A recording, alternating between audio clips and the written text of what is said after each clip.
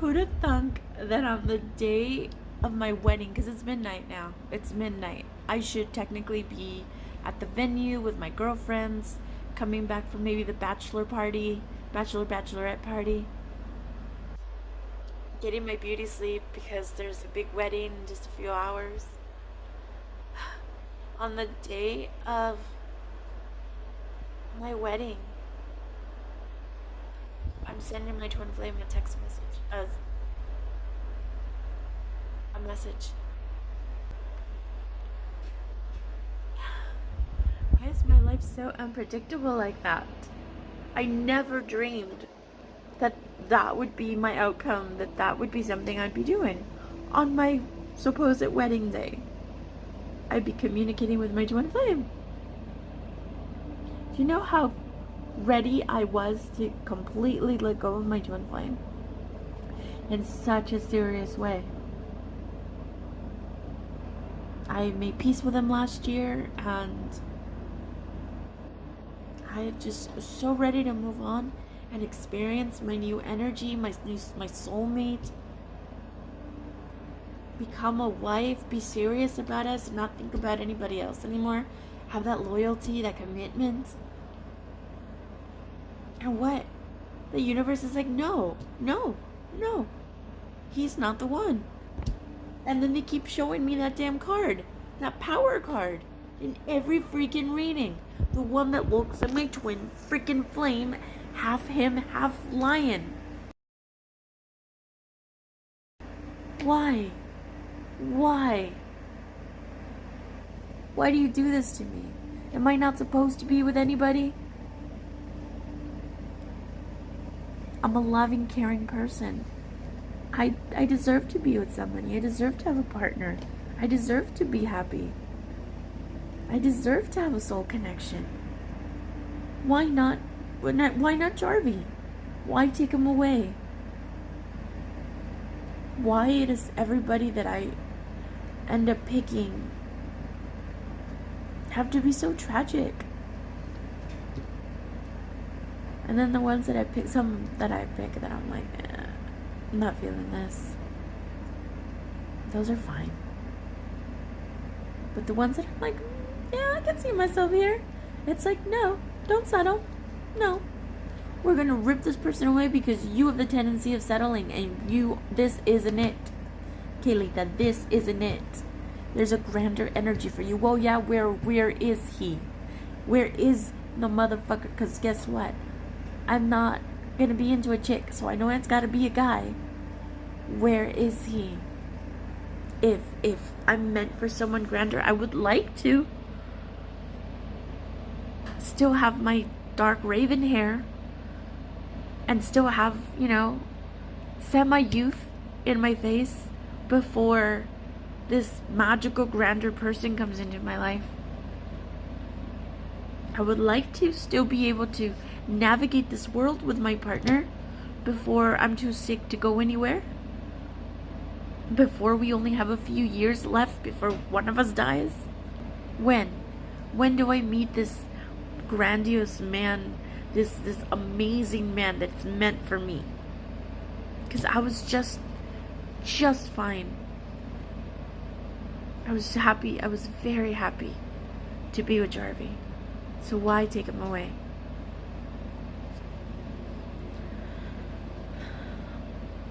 I've been in maybe one or two other relationships where I could see myself like, I could be here. I could be here and be content. I'm not going to say that I'm like, oh, madly in love. No. But I'm grown. I'm mature. What I want is companionship. I don't need to be madly in love. What I want is friendship. What I want is bond. What I want is compatibility. What I want is chemistry, if it's not too much to ask for. What I want is a soul connection. So at what point do I get my partner, the one that I'm having to wait for while everybody else is ripped away from me in really weird and bizarre ways? And I know this is like some kind of divine intervention. I loved this last guy. I loved him, and I wasn't settling. And towards the end there, I remember telling him, please don't make me settle for you. Because I'm not going to.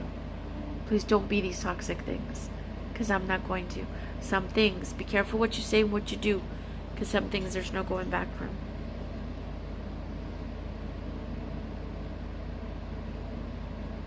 But for a moment there, I wasn't settling with Jarvey. I was happy. I was feeling blessed. And I was excited that I get to wake up, go to bed with my best friend, and wake up to my best friend, and go on adventures with my best friend. And I had so much to show him. And it's like he got ripped away. I had so much I wanted to share with him. And for what? So he could be out there alone. So I can be here alone. I was more than happy to give up my phone to spend time with him. I was more than happy to move on from my twin flame. I was more than happy to give up my social medias. My love, my life with my son and Jarvey was all I needed. And I got ripped away again, just ripped away. Like there's some divine person that's supposed to come into my life. Who? When? I don't really care. Just let me have my peace. Let me have my partner that I'm content, that I'm happy with. I was more than content with Jarvey. I was very happy. Very happy. I felt blessed.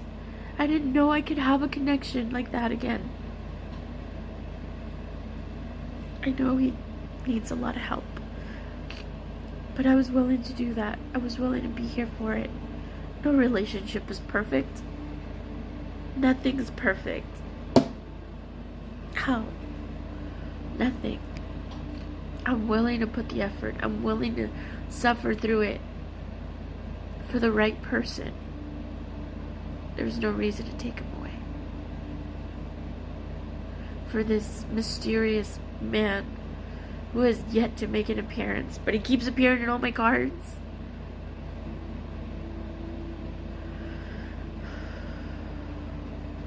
Mind you, those cards in 2023. So I expect some kind of divine intervention in June 3rd, 2023. It's the night of the supermoon, full supermoon. And I was watching that video that I created earlier, and how upset I got. I'm upset. I'm upset. Today is a hard day. I decided not to hang out with my girlfriend. I'm in no mood to pretend that I'm okay. And she had the best of intentions of us getting together and going out for, dinner and drinks and conversation, and I just ran away from all of that. I just met with my son all day, and quite honestly, I would have preferred it had I just been alone. But I didn't have that option. And so I'm upset. I'm upset at how things didn't work out. And again, just how everything just ended so abruptly, and it was bullshit. I just need someone healthy, mentally stable in my life that doesn't have all these immature boy things happening, who talks to me one-on-one as a man, as a presence, with courage. I'm kind of sick and tired of boys, grown-ass men, who act like boys. Or like, oh, I'm not ready to talk right now. All I can do is text you. I'm so done with that energy, that vibration. So I have to work on myself to shoo away these so-called men and like attract some real men in my life. Is my bad in a way for jumping into something that I believed in so wholeheartedly. It's my bad. But not to say that it wasn't beautiful while it was present in my life. Not to say that I didn't love it, and I would have liked to have stayed there in that happiness. I know that it wasn't permanent. He is bipolar 1, and obviously we were going to see some dark times. And by the sound of it, it would have been cyclical, so we would have seen dark times whether he was on medication or not. I don't know how dark those times get when someone's on medication and in therapy. I mean, the guy from Polar Wars seems to be keeping it together and running a whole channel. But he does warn that triggers still occur. How many times he ran away from his wife, you know? Only Jarvey did it and made it permanent. I mean, it's only been 6 weeks, but still, that's 6 weeks. This was our wedding day. He didn't even send me a message. He didn't send me anything. It's like he just erased me out of his life. And that also upsets me. It's like that morning when he's just like done. He was done, and we were like a Etch-a-Sketch. He just and erased the whole picture. Our progress, our life, our happiness, everything gone. And how can someone just do that? How can someone hurt another person like that? A small child. Where's your heart? And granted, it's like my ex-husband and I, we talk about this because he's in shock too. This is the same, see, this is the same premise as when my twin flame went up and did these things. My ex-husband's like, he's gonna come back, he's gonna reach out. No one can be this callous. Watch, you'll see. I believe in Michael, he used to say. And I'm like, he left me for this other chick. He's not regretting it one damn bit. You see the look in his face? He is very excited with what he's done. And Jesse's like, give him some time. He'll reflect on this. And he'll come, you know, he'll come back and talk to you about this. I don't think it's over. He's not that kind of guy. Like a year later, months later, a year later, when he realized how permanent that was. I remember him telling me, like, how in shock he was that he turned out to be that disappointing of a jerk. And so right now, GC's kind of in that mode again, you know, like, it's really disappointing. What a disappointing jerk. At first, he's like, I'm having a hard time feeling a certain way about him because I know his situation is mental health. He says, but at the same time, everything he's put you through and so unfair, you know, he should be held accountable for this stuff. He's like, part of me feels like it's still young, and it's like, maybe give it time. He's like, I feel, he's like, I think overall he's a nice guy, and he's might come to his senses. But I told him, you know, you're so optimistic, you know, because you're not that kind of creep that would do something like that. He's like, no, I'm just all predictable. That's a good thing, honey. That is a good thing.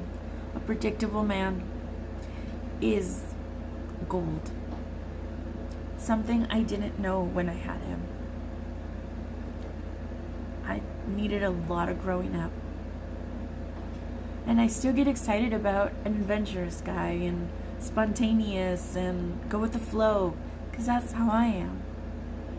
But the difference is that I can be those things and still be a permanent part of your life. Loyal, committed, attracted, put in my 110% effort. Whereas it seems like a guy that's like that can be very dangerous, because he could be here one moment and jumping off on an adventure with somebody else like Jarvey did. Granted, I don't think that was the main drive. I don't think, but I could be wrong. The main drive behind him leaving, I think it was more so his just manic episode. But he found himself emotional replacement strangely quick. And that's been enough to keep him from reaching out, from getting better, from... He'd rather struggle alone, supposedly missing me, than, with this connection, than being a man of courage and accountability and doing things right, doing right by who he claimed to be his family, who his fiance. GC has a lot of hope that I don't have. He didn't text me today. He didn't call me. Nothing.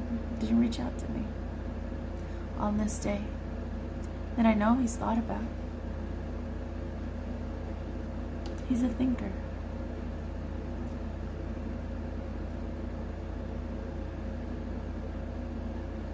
I'm just so disappointed. And the card said 2023 was going to bring me somebody amazing.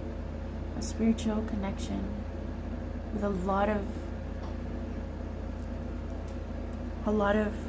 what resonates with me. Forgive me, divinity, if I'm a little skeptical. Forgive me if it sounds too good to be true. You make it sound like my twin flame not before we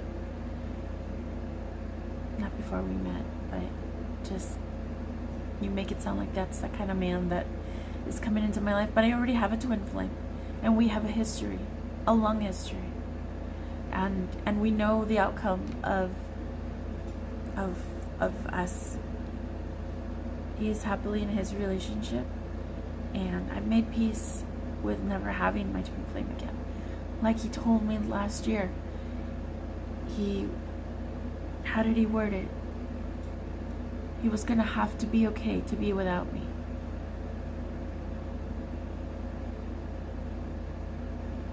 And that's the way he wants it. And honestly, I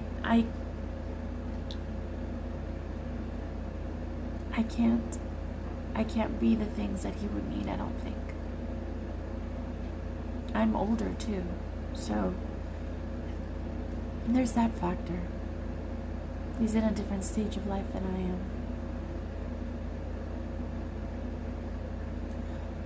It dawned on me, something dawned on me. I wrote it down. It's interesting how everybody tells you to leave someone when things aren't going right, and you find yourself in a vulnerable place where you're either miserable or sad or crying to your friend or something. Everybody tells you to leave that relationship. They give you that advice, but no one themselves are willing to do the same with theirs. They're so quick to tell you, oh, leave him, leave her, go, you could do better, you could do this, you could do that, don't worry about that, just go, leave that person. But they don't do that in their own relationship, no matter how bad it is. They're unwilling. But they give you that advice, and some people take it. Some people are like, yeah, I can do this. This false sense of hope. Instead of saying, hey, look at it from the different angles. Have you done this? Have you tried that? Like, figure it out. Get counseling. Because out there in this single world, there's shit. There's shit. Jarvey should have never let a woman like me go. And I'm not trying to toot my own horn. I'm not. You know, there was value here. There was quality here. And between us, there was something beautiful. A relationship like that is 1 in a million. And they don't just happen. But he tossed me aside. He tossed me away. Be it his condition, his disorder, or be it his personal choice. Tossed me away like I'm dime a dozen. And I don't know if he has the emotional intelligence or capacity to see who he had before him. He thinks he's going to find me in all the other women he places his hope on. He's not.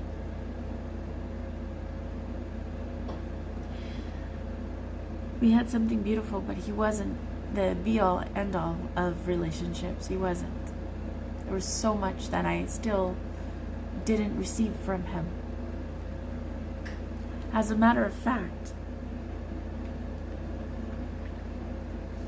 I came across Montana, sex addict guy. I was going through things, erasing things from my phone, and I realized there was a section with his picture. And I was like, what the hell? So I clicked on that picture and it showed me what I still had left of him. And a lot of it was conversations. And I went and I looked through those conversations. I deleted the pictures, but went through the conversations. And this man, Montana, with as many fuck-ups as he had, he knew how to talk to me. Kind of took me back a little bit, because Jarvey didn't have the capacity or didn't have the want to talk to me like a grown man, to express his feelings, to express his fuck-ups, and show me how remorseful he was, how that he hurt me, that he hurt my son, that he wanted to do better. He never expressed that. And I was reading that in Montana's letters to me and messages that he would send me. Like, baby, I know I need help. I'm struggling with this. You know, my heart's in the right place. I know I need to do better. I want to do better for you. Let me do this. Let me try that. Please let me come back. You know, that kind of thing. And I was like, wow. This dude was trying. As messed up as he was, he tried. Jarvey never did any of that. Jarvey went from hero to zero and didn't give a fuck about it.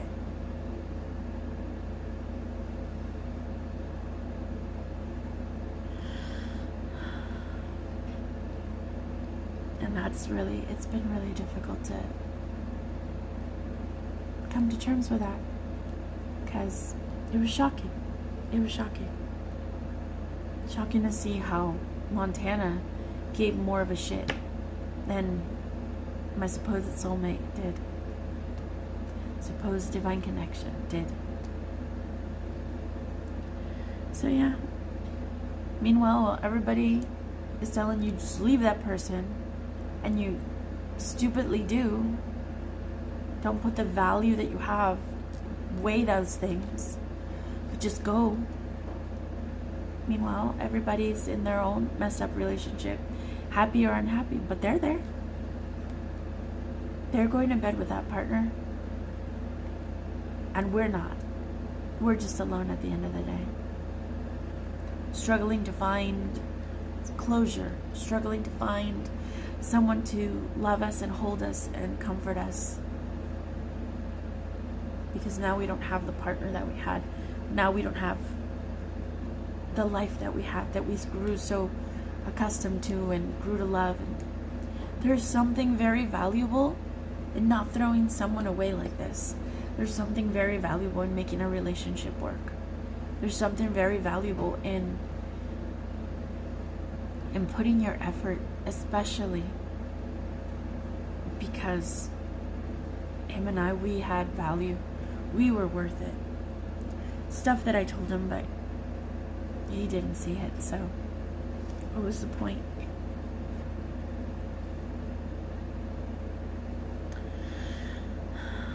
Today on this full moon, my intention is to write him a letter. I started already yesterday. And burning it and surrendering to the universe. Not holding on to him. Not holding on to my twin flame. Not holding on to either one of those guys. They both did me very wrong. And never came back as an actual man to talk about it. To give me their side of things. To apologize. And I don't need an apology from either one of them. But, you know, it sure helps. It sure helps. Because you see them in a different light when somebody comes and does that. But I did. I did for both of them. I did. Because that's my personality. That's the kind of woman I am. For my fuck-ups, I did.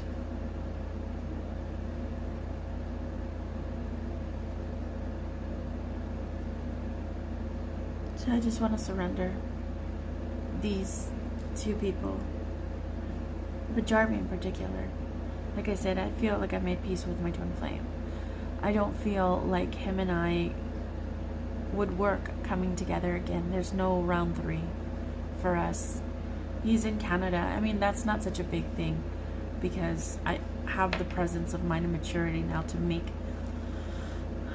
a decision to who moves where if a relationship, a long distance presented itself. So I'm not trying to block that energy.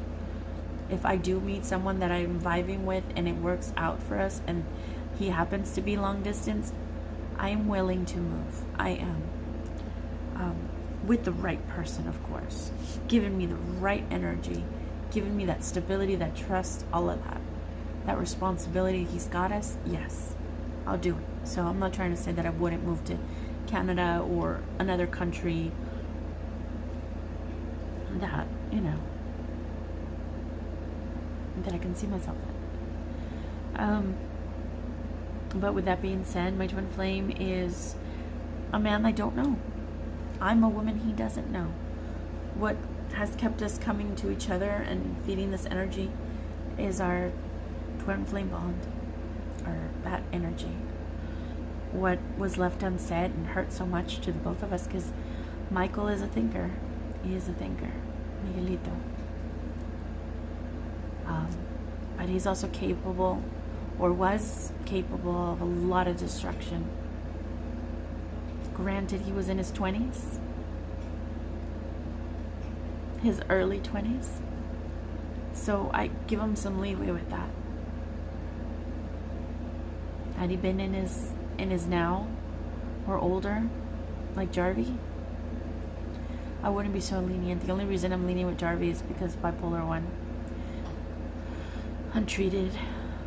But that's his responsibility too. He should. He knows better now. For sure knows better now. But he still chooses to do chaos instead of healing. So I'm disappointed. I'm disappointed that he's not missing me like I miss him. I'm hurt. This meant something to me that clearly didn't mean to him. So tonight, on this beautiful full super moon that should have been my honeymoon, I'm gonna release him. Michael too. And just release them with love. And release and give myself up to the universe to do whatever the universe deems appropriate with me. Just do what thy will, universe. Because I don't want to keep swimming up current. I don't want to keep meeting angelfish just to find out they're those creepy things, like the giant jaws and the light in front of them. I don't want to do that anymore. You guide me, take me by the hand, open my third eye, give me the wisdom to make the choices that I need to make, and help me Help me find my center, my peace, my happiness, my balance. I would love to have a relationship, of course, but if it's not in the cards for me, then it's not in the cards for me. I'm just tired of these disasters. I'm tired of crying. If I cry, I want it to be because it's happiness that I'm crying about.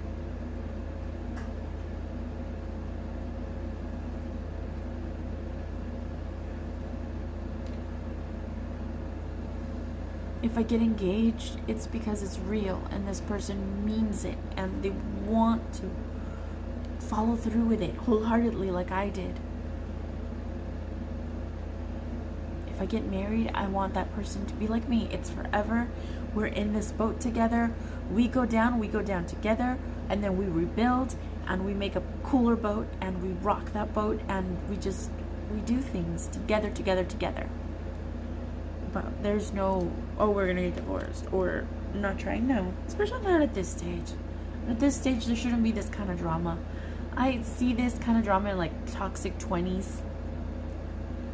Yeah, toxic 20s. When, you know, you've got unresolved toxic issues from childhood and they're fresh and you're learning how to be in a relationship and all that. I understand. But your 30s, your 40s, come on now. Still pulling shit like this, then this is something you're gonna be doing for the rest of your life, because it's just in poor taste. It just looks bad, and this is not the kind of energy I want to attract. And I didn't feel like I attracted that energy. The Hyde part of him was my ideal kind of man. The Jekyll. Well, I got to learn that one. But I'm just so disappointed. I'm so disappointed that I'm not dealing with a real man. I'm so disappointed that I'm not dealing with someone who's conscientious, someone who's has a heart, someone who cares about my son and I.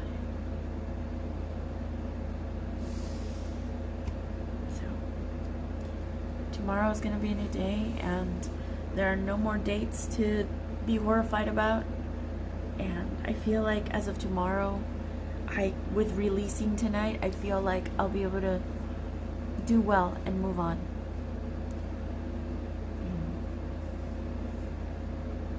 So I'm looking forward to tomorrow. Today I'm emotionally exhausted. I'm about to write my letter and release everything once and for all with the little energy that I have left. Yes, I am wearing my Vancouver Island pendant because yesterday's energies were pretty strong, and I felt like I needed a little bit of twin flame energy with me.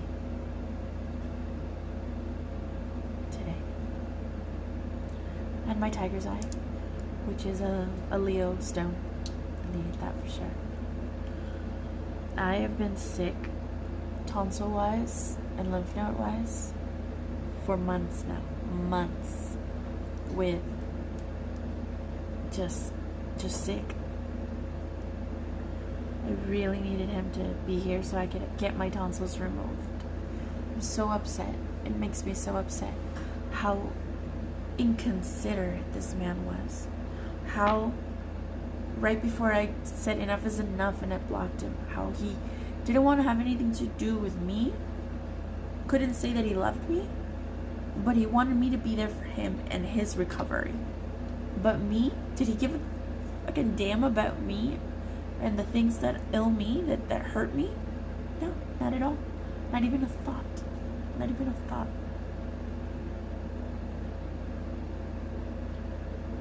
Just no more of that, universe. No more of that. And if you really do have someone that you're keeping me for, it sounded like 2023 was going to be that person. So I know you keep saying patience, but hey, I deserve to develop a life with somebody too. I have a lot of great qualities to offer somebody. I deserve somebody that's great too. Just like everybody else. Why am I the only one always unpaired and alone? Why? Because this mystical, magical unicorn man is going to pop up someday? And I should be prepared for that? No. Why doesn't he wait for me?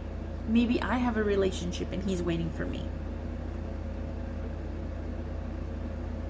I'm done waiting for that person, universe. So you either cough him up, or I'm moving on completely and doing my own thing. And obviously I'm not surrendering if I'm saying that, but I don't want to wait for this man anymore. So do what thy will with me, but I want to work on happiness, balance, love, maturity, understanding. I want to open my heart chakra. I want to be receptive. I want the opportunities. I want to let quality men in. So I'm working on this goal of being a wifey. I am. Because that is something I want in my life. And I have a decade of youth in my life before I'm considered an old person. I want to spend that time with my partner. I want to have 20 years, at least. Give me that.